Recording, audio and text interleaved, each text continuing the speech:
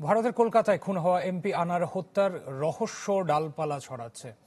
এবারে কলকাতার বাগজোলা খাল থেকে উদ্ধার করা হয়েছে কিছু হাড়গোড়। এগুলো এমপি আনারের কিনা তা জানতে ফরেনসিকে পাঠিয়েছে সিআইডি।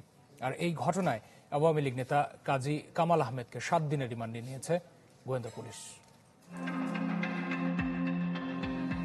দিন যত যাচ্ছে ততই নতুন মোড় নিচ্ছে এমপি আনার হত্যার রহস্য। এখনো ঢাকা কিংবা কলকাতার গোয়েন্দারা হত্যার দৃশ্যমান কোনো আলামত উদ্ধার করতে পারেনি। গ্রেপ্তার আসামিদের দেয়া তথ্যেই ঘুরপাক খাচ্ছে মামলার তদন্ত। এরই মধ্যে রোববার সকালে আসামি সিয়ামকে নিয়ে অভিযান শুরু করে কলকাতার গোয়েন্দারা। বাগজোলা খালের তল্লাশি চালিয়ে সন্ধান মেলে মানবদেহের হাড়গোড়। সিয়ামের দাবি এগুলো আনোয়ারুল আজিম আনারের।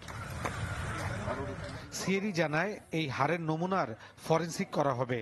2 সপ্তাহ আগে একই খালে কসাই জিহাদকে নিয়ে তল্লাশি চালানো হলেও মেলেনি কিছুই। 1, 2, 3 ঢাকায় জমি জিতে নিন 100% ক্যাশব্যাক সহ 20 কোটি টাকার পুরস্কার। এর আগে সঞ্জীবা গার্ডেনের সেপটিক ট্যাঙ্কি থেকে 4 কেজি মাংস উদ্ধারের দাবি করে ঢাকার গোয়েন্দারা। স্বাভাবিকভাবে এই মাংসগুলি এভাবে ফ্লাশের মাধ্যমে যায় না, সেক্ষেত্রে আমরা মনে করছি তারই হবে।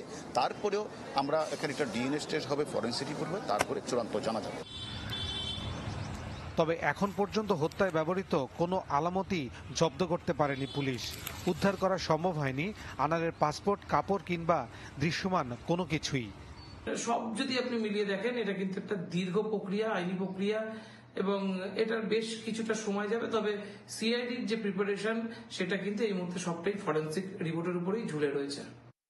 এদিকে শিলাস্টি আমানুল্লাহ সহ 3 জন আদালতে স্বীকারোক্তিমূলক জবানবন্দি দিয়েছেন।